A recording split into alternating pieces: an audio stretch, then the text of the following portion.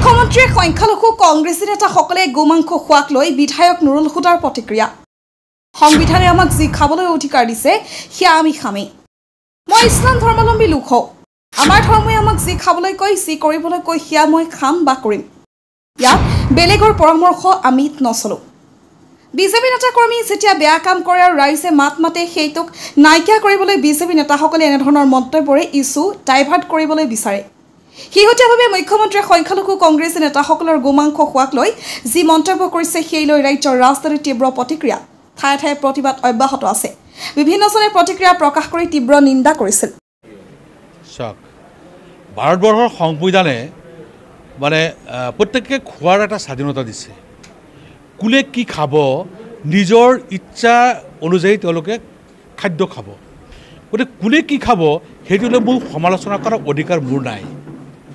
গতিকে এই ক্ষেত্ৰত মই এইটোৱে ক'ব বিচাৰোঁ যে আজি অসম তথা ভাৰতবৰ্ষৰ বিভিন্ন জাতি জনগোষ্ঠীৰ মানুহে বসবাস কৰে আৰু প্ৰত্যেকটো জাতি জনগোষ্ঠী মানুহৰ খাদ্য অভ্যাসটো বেলেগ। আজি কোনোবা আমিষ, কোনোবা নিৰামিষ ভোজী, কোনোবা চিকেন খায়, কোনোবা হয়তো মটন খায়, কোনোবা হয়তো গাখীৰে ভাত দি খাই শেষ কৰি দিয়ে, কোনোবা এজনে কিবা নিৰামিষ কৰিয়ে খায়। গতিকে নিজৰ নিজৰ মন অনুযায়ী, নিজৰ ইচ্ছা অনুযায়ী খাদ্য গ্ৰহণ কৰে। গতিকে ইয়াত সমালোচনা কৰাৰ অধিকাৰ কাৰো নাই, সংবিধানে কাকো দিয়া নাই। বিশেষকৈ আপোনাৰ নাম লৈ কৈছে যে আপুনি নিজে গৰু খাই আছে আৰু গৰু ৰক্ষাৰ কাৰণে আপুনি এইবিলাক প্ৰতিবাদ কৰিছে। সেইটো মোৰ অধিকাৰ, সেইটো মোৰ অধিকাৰ। মই কি খাম, মোক সংবিধানে যিটো অধিকাৰ দিছে, মই যিটো খাই ভাল পাওঁ মই এইটো খাম। মই কি খাম সেইটো বেলেগৰ সেইটো কি অধিকাৰ আছে মোক সেইটো সমালোচনা কৰাৰ কাৰণে? গতিকে বেলেগৰ অধিকাৰ নাই। গতিকে সংবিধান প্ৰদত্ত অধিকাৰ মই পালন কৰিছোঁ।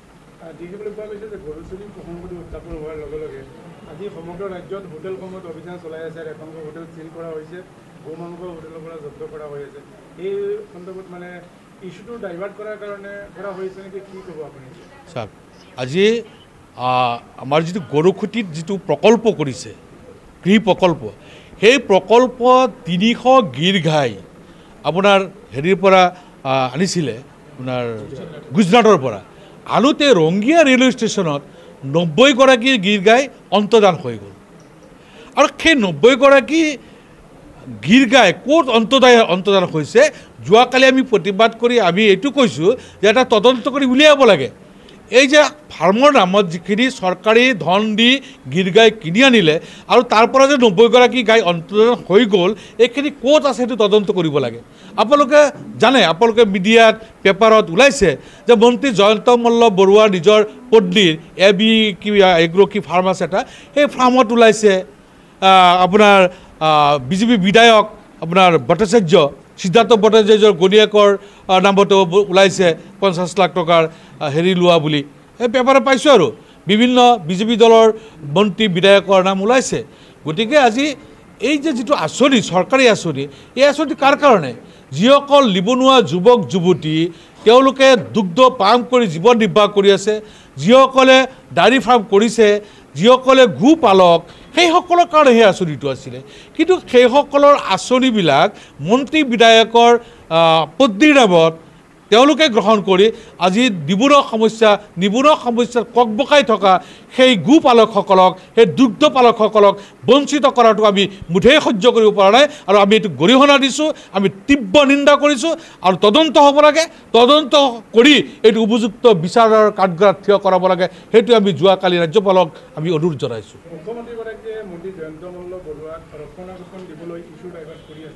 এইটোতো আপোনালোকে নিজে জানে, যেতিয়া কিবা এটা বিজেপিৰ বিৰুদ্ধে তেওঁলোকে যিবিলাক কুকৰ্ম কৰে আৰু সেই কুকৰ্মবিলাক ঢাকোৱাৰ কাৰণে নতুন এটা ইছ্যু আৰম্ভ কৰি দিয়ে, যাতে সেইটো মানুহে পাহৰি যায়।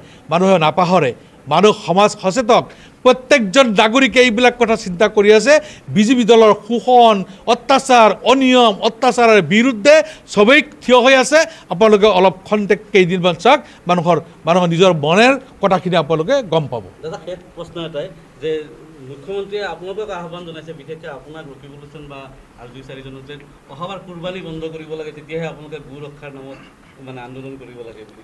চাওক, মইতো এইটো ক'লোঁ, আজি সংবিধানে আমাক ধৰ্মীয় স্বাধীনতা দিছে।